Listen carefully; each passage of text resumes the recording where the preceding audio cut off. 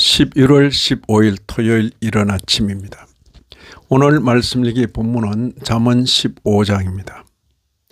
본문을 다음 세 단락으로 나눌 수 있겠습니다. 첫째는 1절 이하 12절 지혜로운 혀와 미련한 혀. 둘째는 13절 이하 20절입니다. 마음의 즐거움과 근심. 셋째는 21절 이하 33절 명철한 자와 무지한 자. 16절 17절에 보다 나은 길이 있고 서로 다른 길이 있습니다. 보다 나은 길. 16절 보시면 가산이 적어도 여호와를 경외하는 것이 크게 부하고 번뇌하는 것보다 나으니라. 보다 낫다 그랬죠. 17절 채소를 먹으며 서로 사랑하는 것이 살찐 소를 먹으며 서로 미워하는 것보다 나으니라. 이처럼 보다 낫다는 말이 반복됩니다. 우리의 관심이 재산의 많고 적음에 가기 쉬운데 성경의 가르침은 여호와 경외에 마음쓰라는 것입니다.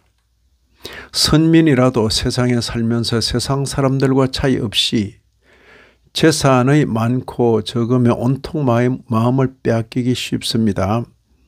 그에 대하여는 초연하도록 하고 선민이라면 하나님 경외에 마음쓰라고 하십니다. 교훈의 방향이 이러한데도 하나님을 잘 섬기면 부자가 된다는 식의 가르침은 뭔가 격에 맞지 않는 가르침인 것이 분명합니다. 가난하여 채소를 먹는 것보다는 여유가 있어서 고기를 먹는 것이 더 낫다고 생각하기 쉽습니다. 하지만 성경은 우리에게 채소를 먹느냐 고기를 먹느냐에 마음 뺏기지 말고 서로 사랑하는 것에 마음 쓰도록 가르칩니다. 역시 교훈의 방향이 이러한데도 하나님을 잘 섬기면 고기 먹게 된다고 가르치는 가르침은 거짓인 것이 분명합니다. 보다 나은 길은 정도의 문제가 아니라 질적 차이의 문제입니다. 본장을 시작하면서 먼저 지혜로운 혀와 미련한 혀를 대조합니다. 1절에 유순한 대답은 분노를 쉬게 하여도 과격한 말은 노를 격동하느니라. 유순한 대답, 과격한 말을 서로 대조합니다. 그리고 2절에 지혜 있는 자의 혀는 지식을 선히 베풀고 미련한 자의 입은 미련한 것을 쏟느니라. 지혜로운 혀와 관련하여 유사한 표현은 온순한 혀가 언급되기도 합니다. 4절에 온순한 혀는 곧 생명나무이지만 패역한 혀는 마음을 상하게 하느니라. 당시 선민으로 하여금 혀를 지혜롭게 쓸 것을 촉구하는 교훈입니다. 다음으로 마음의 즐거움과 근심을 대조합니다. 13절에 마음의 즐거움은 얼굴을 빛나게 하여도 마음의 근심은 심령을 상하게 하느니라.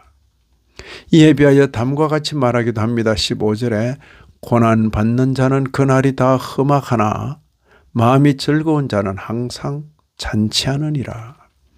당시 선민으로 하여금 마음을 즐겁게 하여 살도록 촉구하는 교훈입니다.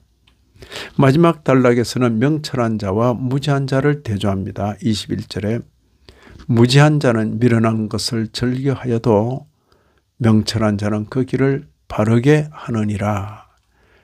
또 24절에도 지혜로운 자는 위로 향한 생명길로 말미암음으로 그 아래에 있는 스오를 떠나게 되느니라. 특히 이 단락에서는 경계를 달게 들을 것을 촉구합니다. 31절 32절을 보시면 생명의 경계를 듣는 귀는 지혜로운 자 가운데에 있느니라. 경계받기를 싫어하는 자는 자기의 영혼을 경히 여김이라. 견책을 달게 받는 자는 지식을 얻느니라. 당시 선민을 하여금 무지한 자가 아니라 명철한 자로 살도록 촉구하는 교훈입니다. 이런 교훈을 함에 있어서 견책 혹은 경계를 달게 받을 것을 교훈하고 있습니다.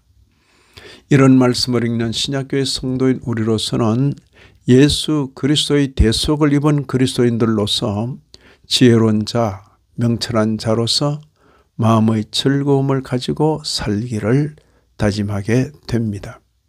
물론 이런 말씀을 잘 지켜야 구원받는다고 생각하지는 않습니다. 하지만 은혜로 구원받은 자답게 이런 수준, 이런 안목, 이런 가치관을 가지고 사는 것이 너무나 당연할 것입니다. 이 아침에도 말씀에 참여하신 모든 분들 위해 하나님의 크신 은혜가 더하시기를 진심으로 기원합니다.